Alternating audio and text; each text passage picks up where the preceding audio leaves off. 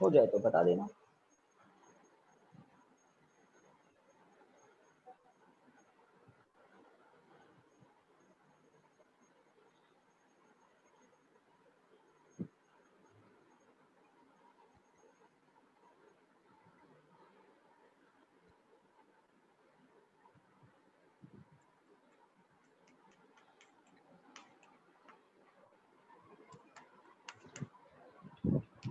हो गया sir. Yes sir. है ना। तो आज का हमारा टॉपिक इस इंक्लाइंड सरफेस से रिलेटेड है। इस इंक्लाइंड सरफेस पर एक बॉडी को हमने दिखाया है दैट उसका मास m है। तो इस बॉडी पर इस मोमेंट पर ये 3 फोर्सेस एक्ट कर रहे हैं एक मोमेंट पर। mg always downward, normal reaction force होता है सरफेस के परपेंडिकुलर, तो सरफेस AB है इसके परपेंडिकुलर। फ्रिक्शन फोर्स एक अपोजिंग फोर्स होता है, मोशन का अपोज करता है फ्रिक्शन फोर्स। तो इस बॉडी की टेंडेंसी होगी स्लाइड डाउन, है ना। The tendency of body is what, sliding down, slide down. But उसको नीचे जाने से, नीचे स्लाइड होने से रुकेगा कौन, रोकेगा ये फ्रिक्शन, Fs। ठीक है।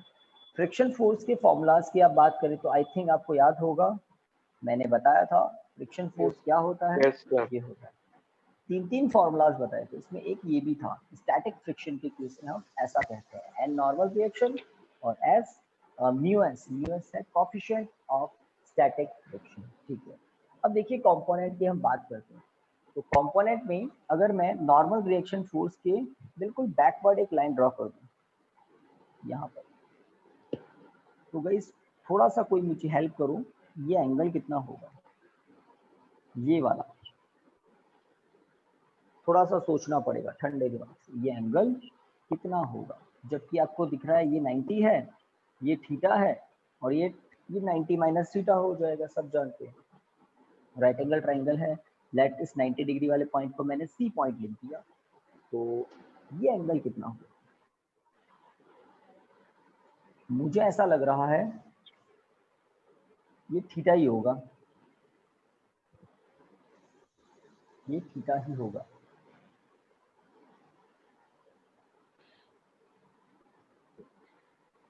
पता लग जाए तो बताना।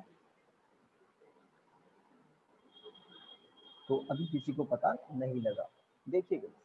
तो सब जानते हैं राइट एंगल ट्राइंगल जो होता है उसके तीनों एंगल कितने कितने डिग्री के होते हैं, 180 डिग्री। तीनों एंगल का सम कितना होता है, 180। आप यहाँ पर देखिए ध्यान से, ये एंगल मैंने कहा थीटा है, ठीक है। तो ये कितना होगा, ये 90 है, दिख रहा ना वर्टिकली डाउन। और ये BC कैसा है, BC है हॉरिजॉन्टल। तो ये एंगल 90 डिग्री है। तो एक छोटा सा ट्राइंगल आपने देखा, बताइए ये एंगल कितना होगा। यस सर, 90 माइनस, है ना। तो यहाँ पर थीटा है, यहाँ पर 90 है, तो ऑब्वियसली ये बच्चा कितना, 90 माइनस थीटा। एक बात, ठीक है। ये जो डॉटेड लाइन मैंने पीछे ड्रॉ की है ना, क्या आपको नहीं लगता कि ये BC के परपेंडिकुलर है, ये तो नॉर्मल वाली लाइन, और नॉर्मल वाली डायरेक्शन के एग्जैक्टली पीछे अगर इधर 90 डिग्री है तो इधर भी तो होगा, है ना। पूरा एंगल 90 डिग्री है, उसमें से पूरे में से आपने कहा ये कितना है, 90 माइनस थीटा। अब ये भी कहा ना ये एंगल कितना है, 90 माइनस थीटा। तो अब ये बचा हुआ वापस कितना हो गया, कुछ को बत्ती जल गई होगी कि ये पूरा 90 है और ये 90 माइनस थीटा है, तो बचा हुआ क्या हुआ, कॉम्प्लीमेंट्री एंगल कुछ होते हैं क्या बोलते हैं आप, यस सर। है ना। तो यस सर। थोड़ा सा बताने के लिए, थोड़ा सा आपको डाइजेस्ट हो जाए, इसलिए मैंने सेपरेट डायग्राम भी बनाया कि क्या A से B तक ये हमारा इंक्लाइंड प्लेन है, और इंक्लाइंड प्लेन पर ये नॉर्मल फोर्स की डायरेक्शन है, और पीछे मैंने एक नई डायरेक्शन दिखाई है, और जो वर्टिकली डाउनवर्ड mg की डायरेक्शन है वो यहाँ से एंगल बना रहा है 90 माइनस थीटा। ठीक है, क्योंकि हमने देखा यहाँ पर थीटा है, this angle is theta, this angle is 90, तो this angle is 90 minus theta. अब हम कह रहे हैं कि ये एंगल कितना होगा, बस इतनी सी बात। तो आप समझ गए होंगे ये एंगल कितना होगा, थीटा ही होगा ना गाइस। Yes sir. थोड़ा आवाज आ जाए आपकी, क्योंकि टोटल एंगल कितना है, 90 डिग्री। टोटल 90 कब होगा, जब ये थीटा होगा। और ये तो है ही 90 माइनस थीटा, तो सम क्या हो जाएगा 90 degree minus theta plus theta cancel. तो आप लोग अपने डायग्राम में एक छोटा सा काम करेंगे, नॉर्मल रिएक्शन के पीछे ये डॉटेड लाइन ड्रॉ कर दें आगे तक और यहाँ पर एंगल लिखें थीटा। हो जाए इतना काम तो पता ना। Yes sir. Yes sir. जब डायग्राम डाइजेस्ट हो जाएगा तो टॉपिक आपको ऑर्डिनरी लगेगा। चलिए mg जो है वो इस एरो वाली डायरेक्शन से, mg एक फोर्स होता है, mg एक वेट होता है, वो इस एरो वाली डायरेक्शन से थीटा एंगल बना रहा है।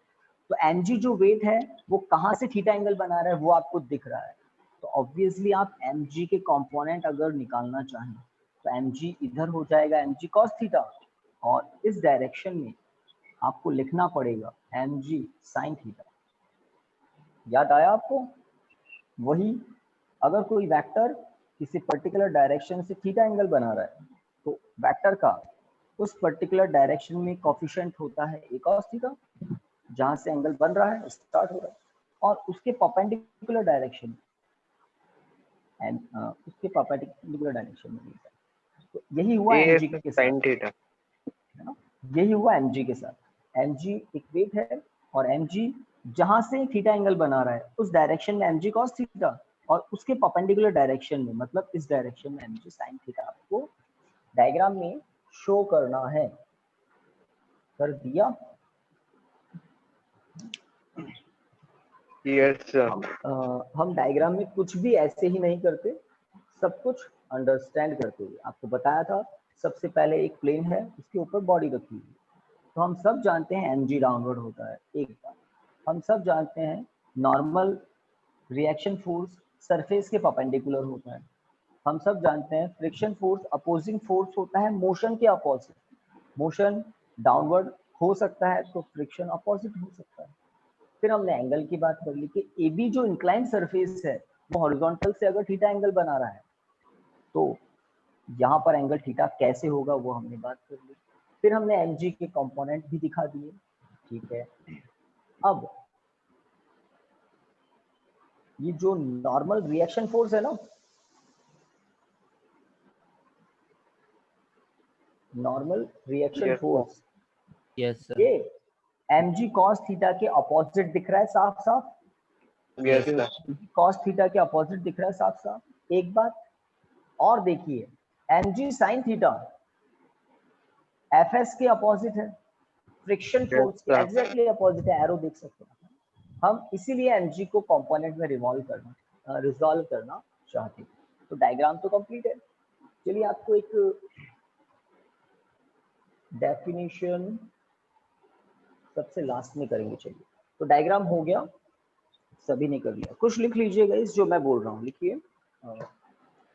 एज शोन इन फिगर, जल्दी कीजिए। As shown in figure, a body of mass m, as shown in figure, a body of mass m,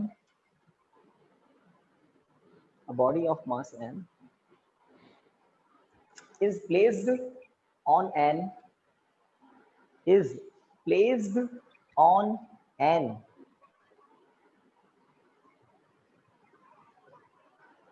inclined surface AB, is placed on an inclined surface AB, where theta is the, where theta is the inclination, where theta is the inclination, where theta is the inclination। Full stop. यहाँ तक सभी का complete है yes या sir. Repeat करना है? Yes sir. Yes sir. Theta inclination, theta ज्यादा होगा तो इंक्लिनेशन ज्यादा, थीटा कम तो इंक्लिनेशन कम। चलो आगे बढ़ते हैं। तो हमने m के बारे में बता दिया, बॉडी का मास है, थीटा के बारे में बता दिया। आगे बात करते हैं। देखिए, at any instant, at any instant the three following forces, at any instant the three following forces, the three following forces are acting on the body, are acting on the body sir ये repeat at any instant. The three following forces, the three following forces are acting on the body. और वो आपने भी बताया था कि कौन से थ्री फोर्सेस हैं, एक mg है, एक नॉर्मल रिएक्शन फोर्स है सरफेस AB का, और एक है फ्रिक्शन फोर्स जो स्लाइड करने से रोकता है। तो लिखिए Static. 1 first weight mg of the body, weight mg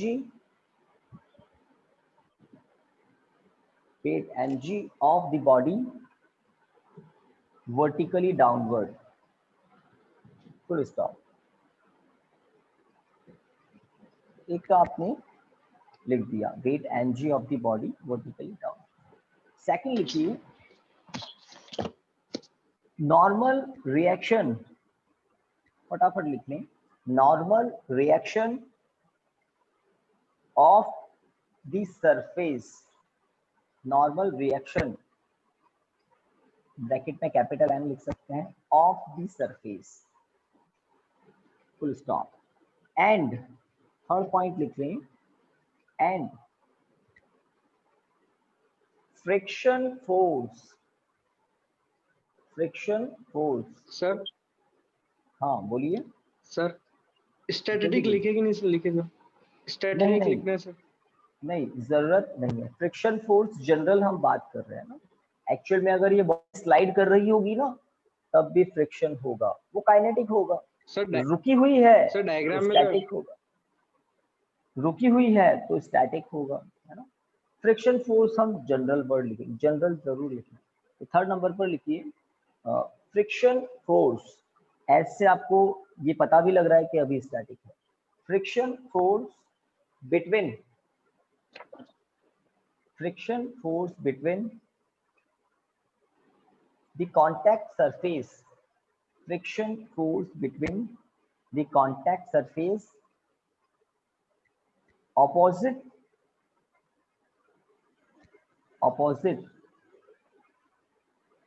sir to फिर the से revise. motion।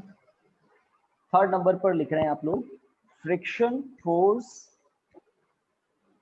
Between contact surface, friction force between contact surface in opposite direction of motion, in opposite direction of motion।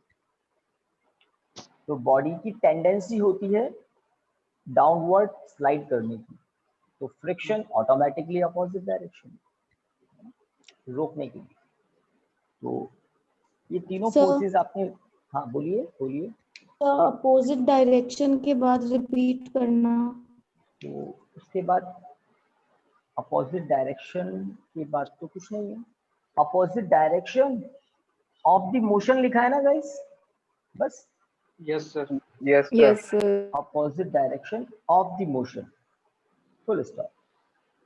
तो motion possible कहाँ है, downward, तो friction possible कहाँ है, opposite to it. Okay, तो इतना हमने कर लिया। अब सुनिए बात को, जो हम कह रहे हैं ना इक्विलिब्रियम होगा, इक्विलिब्रियम होगा। अगर बॉडी रुकी हुई है तो आप समझ सकते हैं बॉडी को नीचे कौन लेकर आएगा, बॉडी को रोकेगा कौन। ध्यान दें इन दोनों सर्कल पर। तो mg sin थीटा वेट का वो कंपोनेंट है जो बॉडी को डाउनवर्ड लेकर आता है, और fs वो फ्रिक्शन फोर्स है जो रोकेगा, ब्रेक लगाएगा। आप खुद सोच सकते हैं अगर थीटा की वैल्यू आप बढ़ाएंगे तो क्या mg sin थीटा नहीं बढ़ेगा, बढ़ेगा सर। बिल्कुल बढ़ेगा। जैसे जैसे थीटा की वैल्यू बढ़ेगी, है ना, जैसे एक सरफेस है मेरे पास, ये देखिए एक सरफेस है, पहले ये हॉरिजॉन्टल है, मैंने इसका एंगल बढ़ाया, अगर मैं इसके ऊपर कोई बॉडी रख दूं तो हो सकता है कुछ टाइम तक वो नहीं स्लाइड हो, बट एक कंडीशन ऐसी आएगी, एक एंगल ऐसा आएगा, उसके बाद वो स्लाइड करेगी ही करेगी। क्यों स्लाइड करेगी, अगर mg sin थीटा ज्यादा हो जाए स्टैटिक फ्रिक्शन से तो बॉडी स्लाइड करने लग जाएगी। कब तक नहीं करेगी तो वो मैं अलग बता देता हूँ। अगर फ्रिक्शन फोर्स बड़ा है या फिर बराबर है किसके, mg sin थीटा के, तब तक बॉडी स्लाइड नहीं करेगी। और कब करने लग जाएगी, जैसे ही ये कंडीशन आ गई स्लाइड करने लग जाएगी। और ये कंडीशन कब आएगी, समझ रहे हैं बात को, अगर ए बी सरफेस का इंक्लिनेशन थोड़ा बढ़ाएं थोड़ा बढ़ाएं थोड़ा बढ़ाएं और इतना बढ़ा दें कि ये कंडीशन आ जाए तो गाइस स्लाइड करने लग जाएगी ना।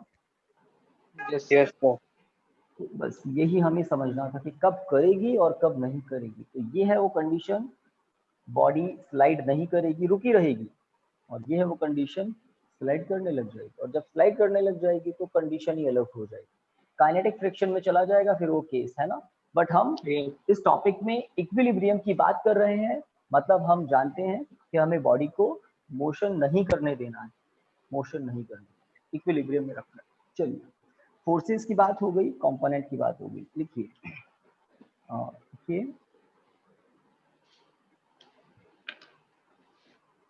फ्रॉम फिगर, लाइन चेंज करके ना, from figure the normal reaction of the surface, the normal reaction of the surface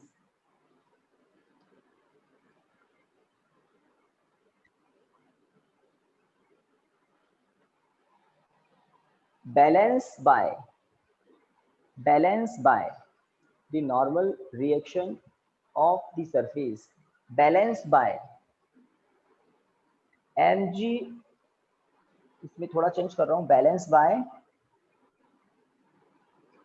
ठीक है, balance bye mg cos theta, balance bye mg cos theta, balance bye mg cos theta. लिख दिया guys, balance bye समझ गए कि कौन किसको संभाल रहा है, mg को n और n को mg, एक्शन रिएक्शन के ये पेयर दिख रहे हैं डायग्राम में। दैट इज करके लिखिए n equal to mg cos theta, equation 1, n equal to mg cos theta. तो mg cos थीटा को n बैलेंस करता है, n को mg cos थीटा बैलेंस कर लेता है, इक्विलिब्रियम में है इसलिए। अब एक और बात, इक्वेशन 1 हो गया सबका? Yes sir. सभी का कंप्लीट है। और अब हम ये जो इंक्लाइंड सरफेस है AB, तो सरफेस के अलोंग अगर देखें, और आप देख भी रहे हैं, सरफेस के अलोंग अगर देखें तो ये दोनों एक दूसरे को अगर बैलेंस कर रहे हैं तो बॉडी स्लाइड नहीं करेगी। देखिए इक्वेशन 1 के बाद, the body remains at rest, the body remains at rest, the body remains at rest until, the body remains at rest until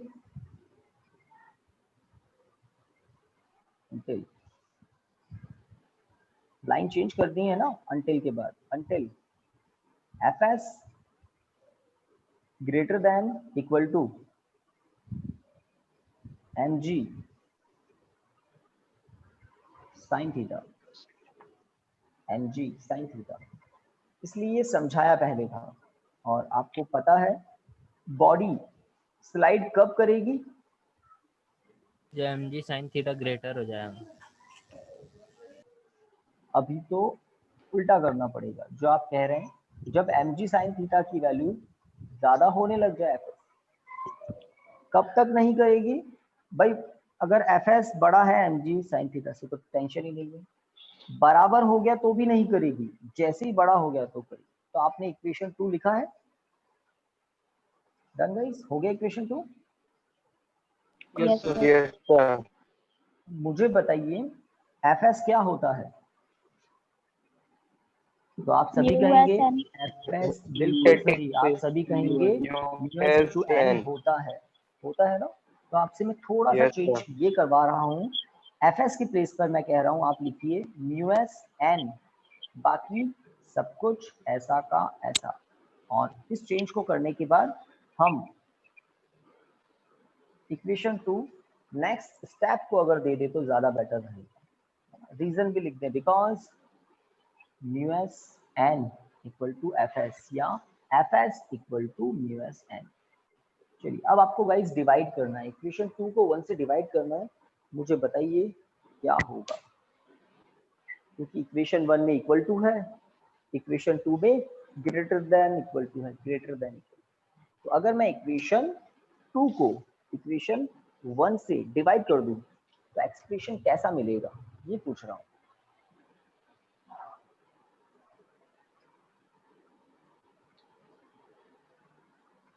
mu S N upon N, यहाँ पर M G sine theta upon M G cos theta. मैंने बीच में कोई sign नहीं लगाया, आप बताएं तो मैं लगाऊं या नहीं बताएं तो फिर बाद में मैं बताऊं, आप में से कोई चाहे तो बताएं। On dividing equation 2 by equation 1, less than हो जाएगा। और कोई बीच में सिंबल क्या लगाएं भाई, सर इक्वल टू लेस लगाएं देन अलाइक। या ये लगाएं या ये लगाएं, ये लीजिए तीन ऑप्शन लेस आपको। देन, ये वाला यस सर। तो आप कह रहे हैं ये भी नहीं, ये भी नहीं और इसकी कह रहे हैं, और कोई बताइए कौन से ऑप्शन है। लेट ये 1 है, ये 2 है, ये 3 है, तो आप अब बोल सकते हैं कौन सा ऑप्शन सही लग रहा है। कुछ बच्चे तो बोल चुके हैं third option, first second third. और कोई कौन सा ऑप्शन होगा जब हम इक्वेशन 2 को डिवाइड करते हैं। सेकंड। कौन बोल रहे हैं सेकंड? नाम हेमंत। हेमंत, तो हेमंत बिल्कुल सही बोल रहे हैं, सेकंड ऑप्शन इज करेक्ट। आप खुद सोचो ना, अगर ये अमाउंट बड़ा है इससे, ये दोनों तो बराबर हैं, तो जब आप बड़े अमाउंट को n से डिवाइड करेंगे तो बड़ा ही आएगा ना, जबकि दोनों बराबर हैं। n mg cos थीटा के बराबर है भाई, दोनों बराबर है। आपसे मैं कहूं एक वैल्यू है 8, एक वैल्यू है 7, ध्यान दें, तो ये वाली बात सही है, यस सही ना। सर। अगर मैं कहूं दोनों तरफ Yes, 3 से डिवाइड कर दो तो कुछ चेंज नहीं होता है। इक्वेशन 1 में n mg cos थीटा बराबर है, n mg cos थीटा बराबर है, तो इन दोनों को आप डिवाइड कर रहे हो, तो 3 से अगर मैं डिवाइड करता हूं तो बीच का सिंबल चेंज नहीं होता है। तो यहाँ पर इक्वेशन 2 में जो सिंबल है ना ग्रेटर देन इक्वल टू, वो एज इट इज यहाँ भी रहेगा। रीजन, न्यूमरेटर को देखें, न्यूमरेटर को, ये बड़ा था ये छोटा था, ये बड़ा है ये छोटा है, तो जो सिंबल पहले था वही रहेगा, उल्टा तो पॉसिबल ही नहीं है। आई थिंक आप अब समझ गए होंगे बात, तो जो बड़ा है वो बड़ा ही है, जो छोटा है वो छोटा ही है, ठीक है ना। इक्विलिब्रियम की बात होती है, क्लियर है गाइस। Yes sir. और इक्वेशन 1 में तो दोनों इक्वल है, जैसे मैंने कहा ना 3 तो अगर ये 3 है तो ये भी 3 है, तो दोनों तरफ आप अगर सेम से डिवाइड दे लो तो फर्क पड़ेगा ही नहीं, जो पहले था वो रहेगा। चलिए अब कुछ कैंसिल हो रहा है, कुछ नहीं, बहुत कुछ कैंसिल हो रहा है ना।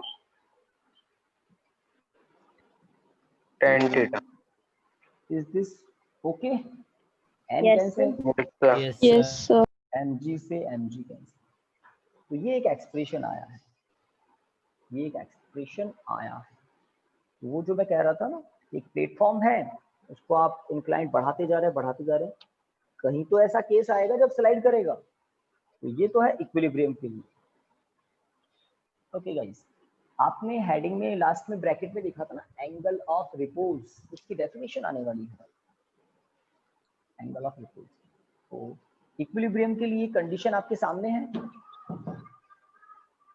तो अगर आपको किसी सरफेस का स्टैटिक है ना कोफिशिएंट ऑफ स्टैटिक फ्रिक्शन बता दे और आपसे पूछे कि कितने एंगल तक इक्विलिब्रियम रहेगा, तो कितने एंगल तक रहेगा, angle equal to tan inverse mu S equal to maximum, maximum क्या कर सकते हैं आप, इक्वल कर सकते हैं यहाँ पर, है ना, याद है ना, मैक्सिमम आप क्या कर सकते हैं mg sin थीटा को फ्रिक्शन फोर्स के इक्वल कर सकते हैं, तो बस मैक्सिमम एंगल ये हो सकता है, उसके बाद तो स्लाइड हो जाएगा। इसको इस फॉर्मूले के नीचे लिखिए,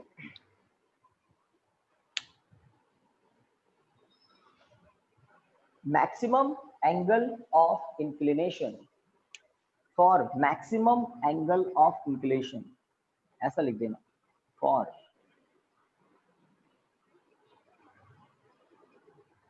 maximum angle of inclination mu s equal to tan theta, mu s equal to tan theta. So theta equal to tan inverse mu s. So theta equal to tan inverse mu s.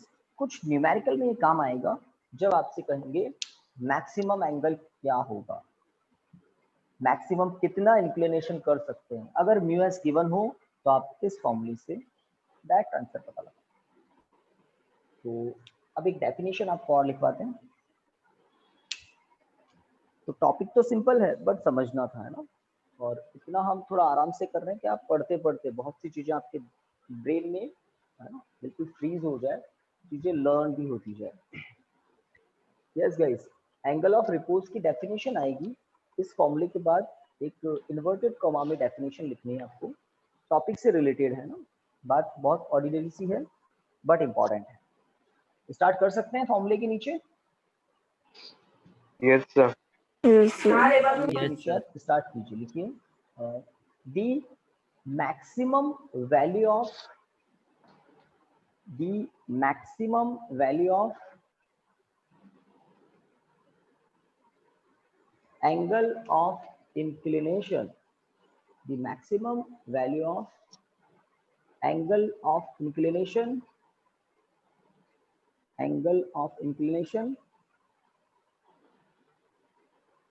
of the inclined plane of the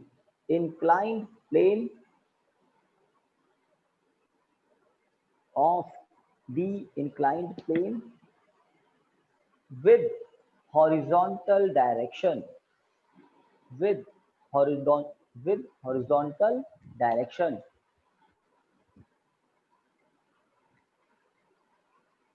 correspond to which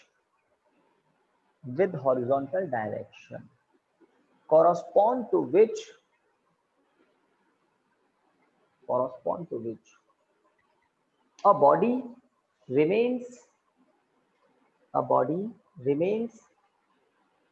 at rest,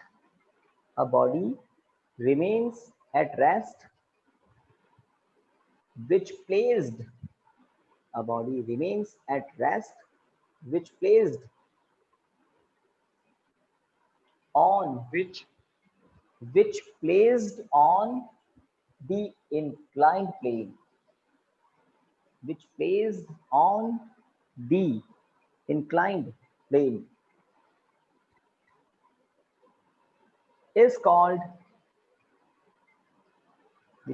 on the inclined plane, is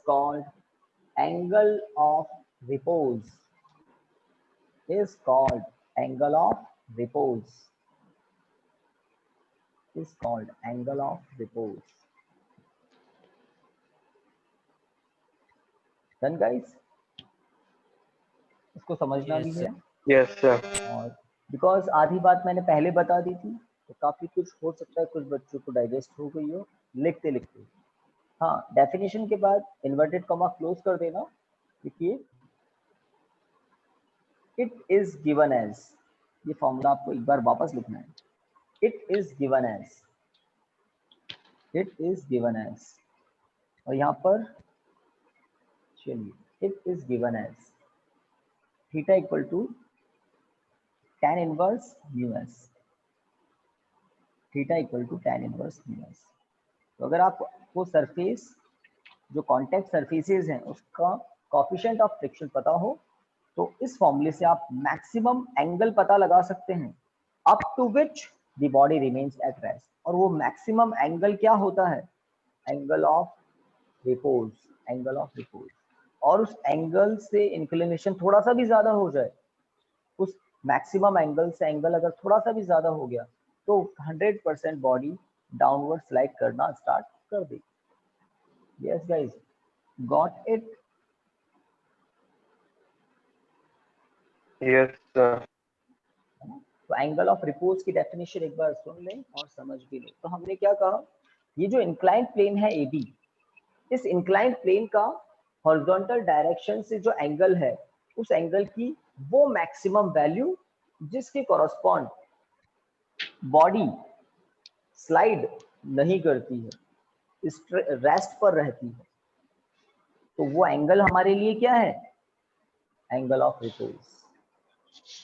तो समझ गए ना, theta की वो maximum value जब तक body slide नहीं करती है, तो मैक्सिमम एंगल की वैल्यू हमारे लिए क्या है, एंगल ऑफ रिपोज।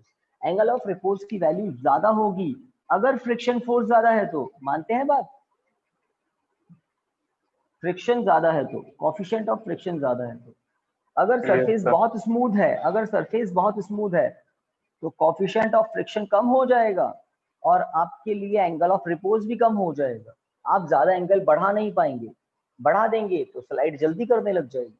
तो ये फॉर्मूला बहुत काम का है ना, कभी कभी आपको फटाफट आंसर देगा ये। चलिए गाइस, आगे बढ़ सकते हैं? Yes sir. आगे बढ़ सकते हैं, है ना? आगे बढ़ते हैं। तो नेक्स्ट एक हेडिंग लिखिए, तो टॉपिक बड़ा नहीं था, समझने का था। आगे बढ़ते हैं, तो लिखिए गाइस, मोशन ऑफ बॉडीज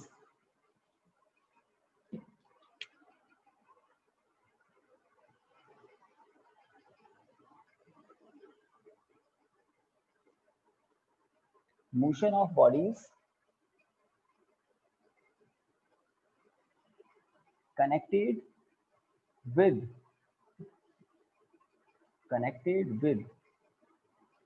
ये नाम सुना आपने, पुली, PULLY आई थिंक। यस वही जो वेल से वाटर बकेट को बाहर निकालने के लिए थोड़ा कंफर्टेबल रहता है। अगर पुली लगी हुई है तो रॉप को फटाफट पुल करके आप बकेट बाहर निकाल लेते हैं।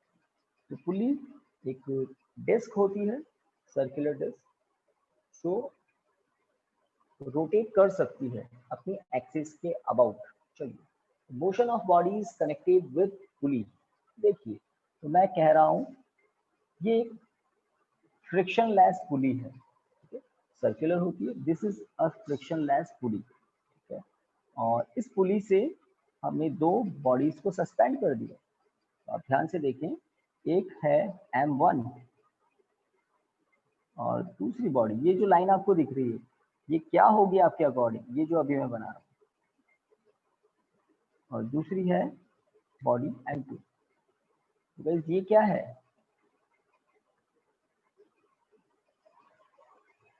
टेंशन। टेंशन जिसमें होता है ना, ये वो है आइदर रॉप और स्ट्रिंग।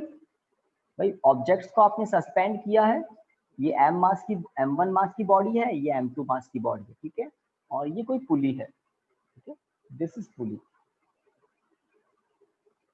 तो ये क्या है, रॉप या स्ट्रिंग, ठीक है। तो रॉप या स्ट्रिंग से हमने बॉडीज को कनेक्ट किया। एक रॉप है, उसके दो एंड है, एक एंड पर हमने कनेक्ट कर दिया किसको, M1 मास की बॉडी को, दूसरे एंड पर कनेक्ट कर दिया M2 मास की बॉडी को, और इसको कहां पर सस्पेंड कर दिया, एक पुली से होते हुए सस्पेंड कर दिया। अब आप सोच सकते हैं, अगर M1 इक्वल टू M2 हुआ तो बैलेंस वाली कंडीशन। सर आप म्यूट।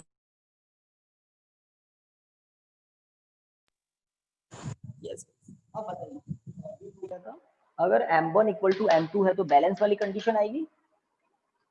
Yes sir. एक बात है ना, अगर M1 को मैं बढ़ा दूं M2 से तो सिस्टम ऐसे मोशन करेगा, M1 नीचे आएगा, M2 ऊपर जाएगा, सही बात। Yes sir. जिसका मास ज्यादा होगा उसको, उस पर ग्रेविटेशनल फोर्स, उसका वेट भी ज्यादा होगा। और तीसरी बात, अगर M2 बड़ा हो M1 से तो बॉडी का, सिस्टम का मोशन कैसा होगा, अगर M2 बड़ा है तो M2 नीचे आएगा, M1 ऊपर चला जाएगा, सही बात। Yes sir. तो हम ये जो थर्ड वाला केस है इसको लेकर चलेंगे। हम मान लेते हैं m2 is greater than m1, तो आप भी सोच सकते हैं जितना m2 बॉडी नीचे की तरफ डिस्प्लेस होगी, जितना m2 का डाउनवर्ड डिस्प्लेसमेंट होगा, उतना का उतना m1 का अपवर्ड डिस्प्लेसमेंट होगा, वर्टिकली अपवर्ड। सही बात, कनेक्टेड है एक ही स्ट्रिंग से, और जो स्ट्रिंग है, ये जो रॉप है, इसकी लेंथ चेंज नहीं होती, इसका मास बहुत नेग्लिजिबल है। तो स्ट्रिंग का मास नेग्लिजिबल होता है बॉडीज के मास के कंपैरिजन। तो एक बात, हाँ, अगर a एक्सेलरेशन है बॉडी m2 का डाउनवर्ड, तो बॉडी m1 का अपवर्ड एक्सेलरेशन कितना होगा? मैग्नीट्यूड में -a ही होगा, मैग्नीट्यूड में a ही होगा। डायरेक्शन की बात करें तो अगर ये a वेक्टर है तो ये -a वेक्टर होगा, इसमें भी कोई शक नहीं है, डायरेक्शन अपोजिट है ना। तो हमें पता है, हमने सिस्टम कुछ ऐसा बना दिया है कि एक बॉडी डाउन जाएगी तो दूसरी बॉडी अप जाएगी, एक ही स्ट्रिंग के दो एंड पर ये कनेक्टेड है और पुली से सस्पेंडेड है। ओके, m1 बॉडी का वेट होगा m1g, m2 बॉडी का वेट होगा m2g। ठीक है, m1 बॉडी को ऊपर की तरफ खींचेगा टेंशन, m2 बॉडी को भी ऊपर की तरफ खींचेगा टेंशन, दोनों तरफ टेंशन सेम होगा क्योंकि स्ट्रिंग एक ही है, दो नहीं है। ठीक है, तो इस डायग्राम बना लो। मैंने दोनों बॉडीज पर जो फोर्स लग रहे हैं, m1 बॉडी पर, m2 बॉडी पर फोर्स दिखा दिए। एक तो उनका खुद का वेट है और दूसरा जिस स्ट्रिंग से वो सस्पेंडेड है उसमें टेंशन। नॉर्मल रिएक्शन नहीं है, नॉर्मल रिएक्शन नहीं है क्योंकि मुझे यहाँ पर कोई सरफेस नहीं दिख रहा है। आप बताओ, हो सकता है क्या? अगर ऐसा कोई सिस्टम मैं बनाता, ये सरफेस है ना, अगर ऐसा कोई सिस्टम मैं बनाता, इस बॉडी का वेट तो डाउनवर्ड होता और सरफेस का नॉर्मल, तो नॉर्मल रिएक्शन किसका होता है? सरफेस का। आपको दिख रहा है m1 m2 सस्पेंडेड है हवा में और स्ट्रिंग काम कर रही है सारा। तो स्ट्रिंग देखो ना, स्ट्रिंग में टेंशन अपवर्ड है। तो जब बॉडी किसी सरफेस पर है तो नॉर्मल रिएक्शन अपवर्ड होता है, जब बॉडी किसी स्ट्रिंग से सस्पेंडेड है तो नॉर्मल रिएक्शन नहीं होता है। क्या होता है? Tension in the string. चलिए, बना लिए? हो गया सर। बना लो तो बता दो। Yes, तो sir. इंटरेस्टिंग टॉपिक है ये। एंगल ऑफ रिपोर्ट की डेफिनेशन आप लर्न कर लेना। डेरिवेशन तो ज्यादा इंपॉर्टेंट नहीं है, बट वो फॉर्मूला काम का है, theta equal to tan inverse यूएस एंगल ऑफ रिपोर्ट के लिए, और डेफिनेशन लर्न कर लेना एंगल ऑफ रिपोर्ट की। अब ये टॉपिक इंटरेस्टिंग है। यस, बोलिए सर। यहाँ पे केस भी लिखा है sir, m2 is greater than m1। हाँ बिल्कुल, जैसे अभी हम डेरिवेशन स्टार्ट करेंगे आपको यहाँ लिखना भी है हमने क्या मानकर काम चालू किया है। m2 is greater than m1। Diagram में आपको लेफ्ट राइट ऊपर नीचे डायग्राम के आसपास ये दिखाना है, क्योंकि ये नहीं होगा तो हमारे जो एरो है ना, ए का एरो डाउनवर्ड दिखाया है, m1 के लिए ए का एरो अपवर्ड दिखाया है, तो ये एरो हमने इस बेसिस पर दिखाए हैं, m2 is greater than m1। तो तीनों केस मैंने बता दिए थे और थर्ड केस को हम फॉलो करेंगे। डन गाइस, जल्दी कीजिए। Yes sir. लास्ट 10-20 अगर मिनट Yes, हो sir. तो हमारा काम हो जाएगा। कितना टाइम है बताएं? 7 o'clock। ठीक है, हो जाएगा, 10 मिनट्स ही चाहिए। तो गाइस देखिए, m1 मास की जो बॉडी है उस पर नेट फोर्स अगर F1 है, F1 net force,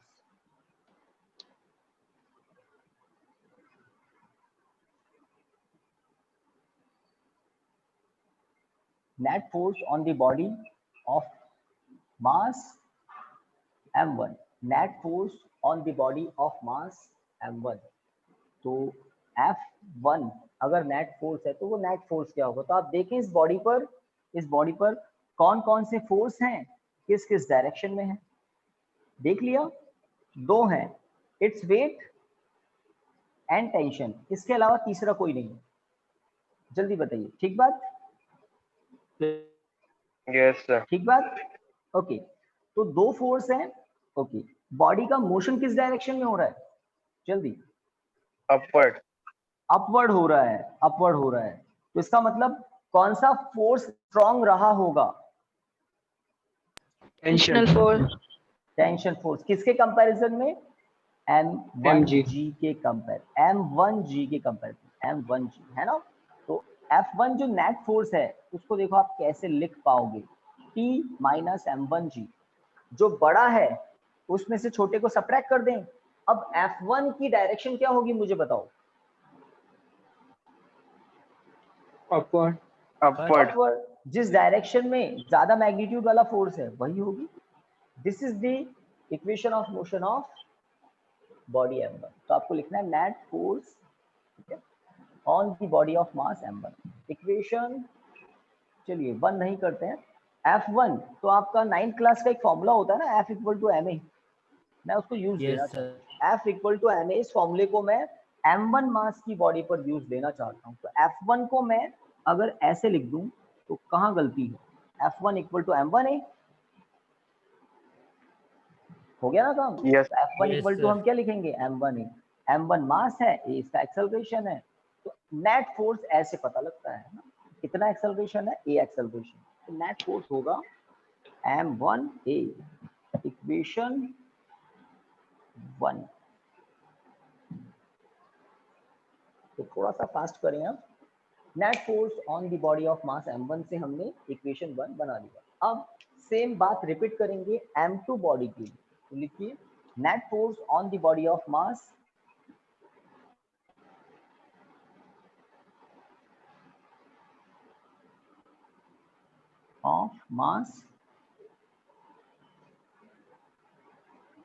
m2।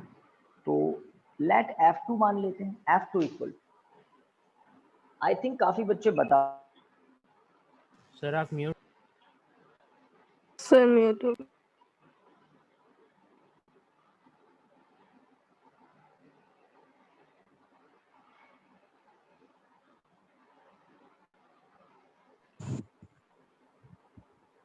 Yes student again question वापस पूछ लेते हैं। कौन सा सर फोर्स स्क्रीन ज्यादा वर्टिकल हो गई। अभी?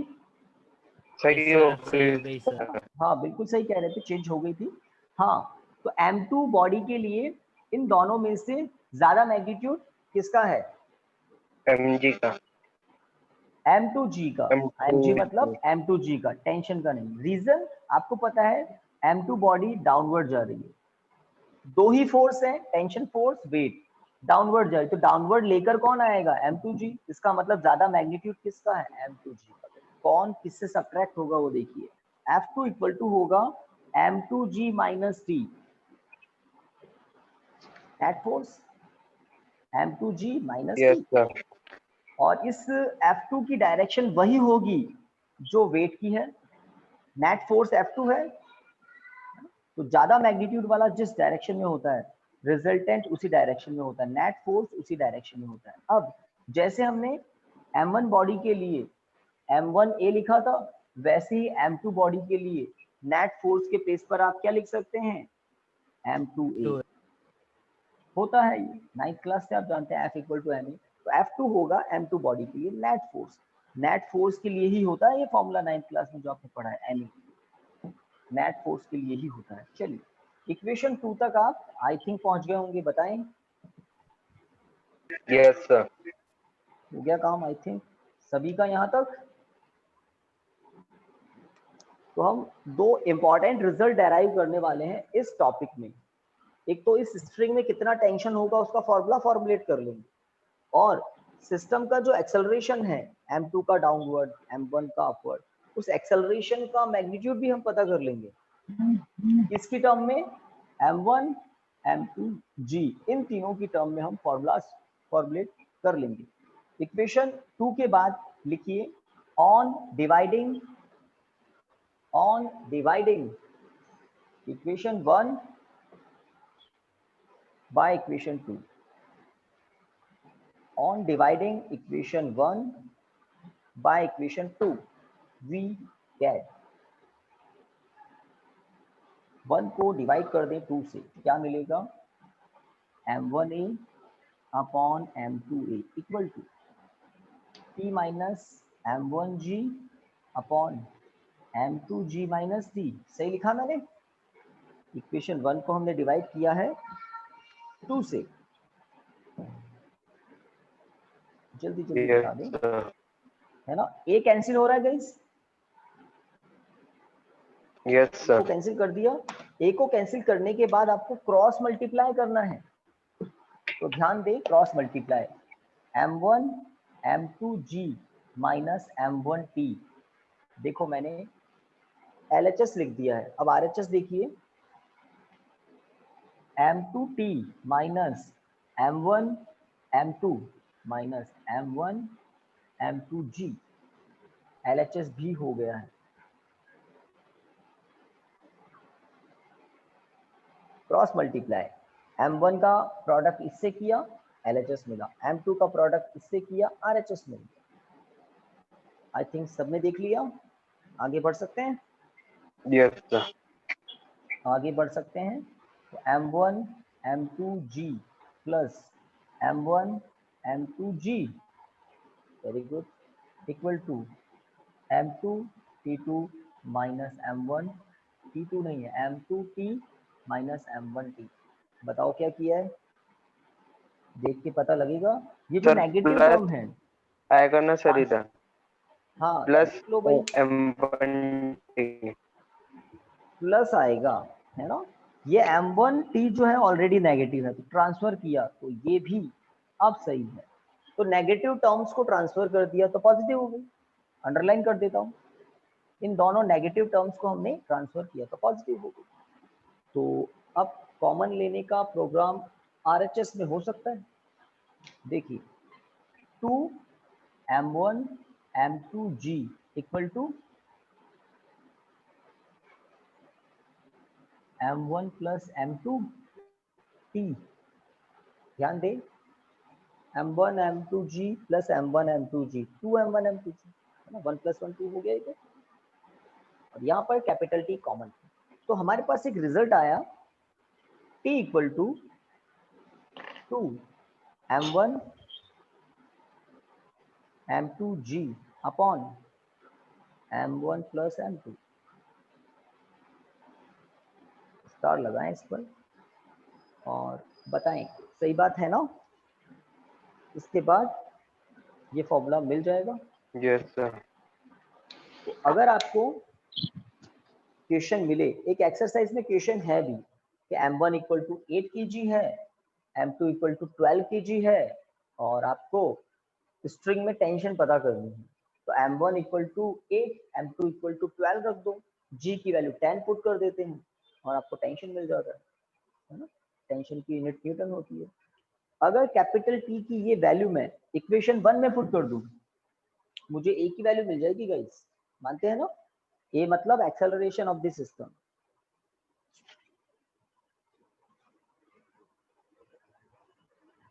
हाँ भाई आवाज नहीं आई? Yes. तो आप Yes, मुझे sir. बता दो कैपिटल T का फॉर्मूला डाइजेस्ट हो गया? कैपिटल T का Yes, फॉर्मूला sir. डाइजेस्ट हो Yes, sir. गया? Yes, sir. बिल्कुल हो गया, है ना? बिल्कुल ठीक है। तो अगर आपको ऐसा टॉपिक कभी क्वेश्चन में मिल जाए, पूछा जाए, motion of pulley connected with, motion of bodies connected with pulley, और उसमें आपसे डेरिवेशन करने के लिए कहे, तो हमें हमेशा सिंगल बॉडी पर फोकस करना पड़ता है कि उस पर कितने फोर्स हैं, किस किस डायरेक्शन में है, इससे हमें नेट फोर्स पता लगता है इक्वेशन बनाने पर। फिर सिंगल बॉडी कितने कितने फोर्स है, उसके नेट फोर्स से एक इक्वेशन और बन जाता है। डिवाइड किया तो ए एलिमिनेट हो गया, ए एलिमिनेट हो गया तो हमें कौन मिल गया? टी मिल गया। दो ही वेरिएबल हैं टी और ए। अब टी की वैल्यू कल हम इक्वेशन 1 में पुट करेंगे और हमें ए मिल जाएगा, और इस ये जो रिजल्ट आएंगे, इन रिजल्ट से हम न्यूमेरिकल सॉल्व करेंगे कल कुछ। ठीक स्टूडेंट्स, तो इसके आगे कल करते हैं। Okay, Thank you, sir. चलिए इतना ही। Thank you, sir. Good night. Thank you, Thank sir. you, sir. Okay, yes.